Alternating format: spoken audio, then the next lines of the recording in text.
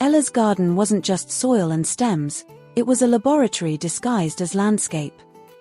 While others cultivated roses or neat rows of vegetables, Ella coaxed secrets from things most people ignored or actively pulled out.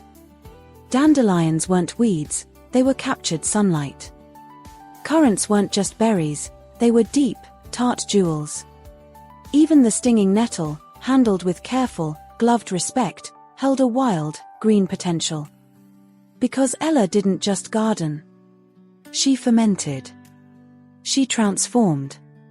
She made wine.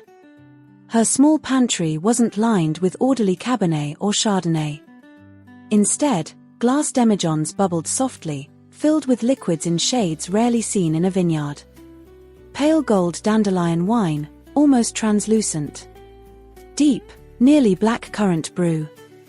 And yes, even a surprisingly clear nettle concoction that smelled faintly of rain and earth.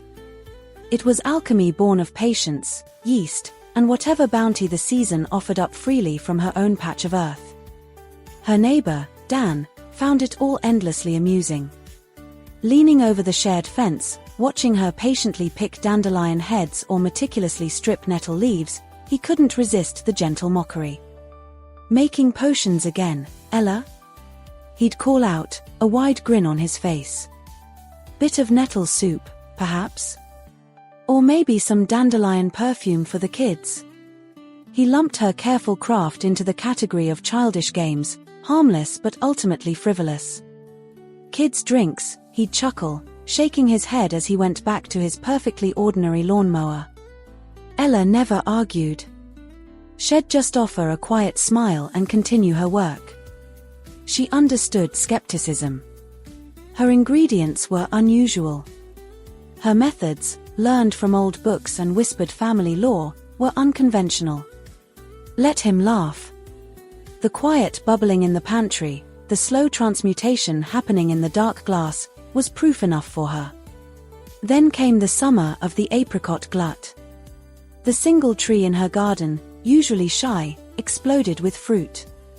Small, sun-blushed apricots hung heavy on every branch, their scent thick and sweet on the warm air.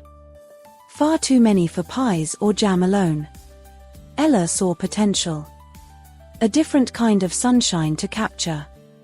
She gathered them, pitted them, crushed them. Added sugar, yeast, a touch of secret spice known only to her. The resulting fermentation was vigorous, the color a deep, burnished gold, the aroma intoxicating.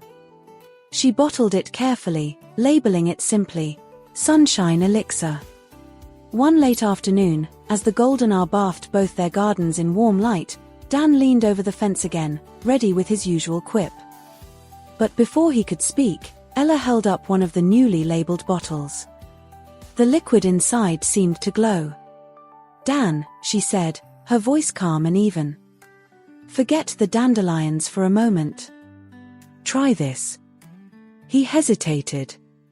Apricots weren't exactly weeds, but wine made in a garden shed. Still, there was something in her direct gaze, something in the way the bottle caught the light. Curiosity warred with his ingrained skepticism. "Apricot wine?" he asked, trying to keep the disbelief from his voice. "Seriously?" "Sunshine Elixir," she corrected gently, uncorking the bottle. The scent that drifted across the fence was rich, complex, undeniably adult. Sweet, yes, but with deeper notes, hints of spice, warmth. It didn't smell like a kid's drink. She poured a small measure into a clean glass she'd brought out and handed it to him over the fence. He took it reluctantly. Swirled it. Sniffed it. The aroma was, surprisingly good. He raised the glass, caught Ella's steady gaze, and took a sip. And stopped. Everything stopped. The skepticism, the gentle mockery, the easy categorization, it all dissolved on his tongue. This wasn't juice. This wasn't a childish potion. This was extraordinary. Layers of flavor unfolded, the warmth of sun-ripened apricot, a hint of almond from the kernel, the subtle spice shed added, all balanced by a clean finish that spoke of careful craft. It tasted like liquid summer, complex and comforting and utterly delicious. He lowered the glass slowly, looking at Ella with entirely new eyes. The amusement was gone, replaced by genuine surprise, then dawning respect.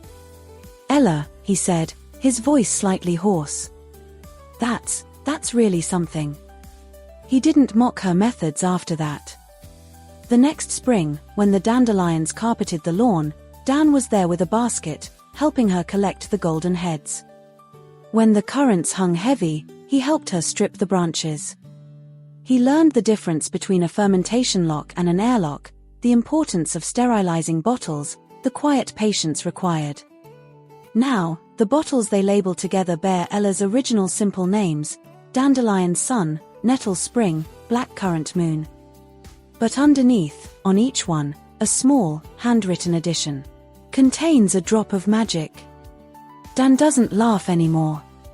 He just carefully helps cork the bottles, understanding that sometimes, the most extraordinary things come from the places, and the people, you least expect.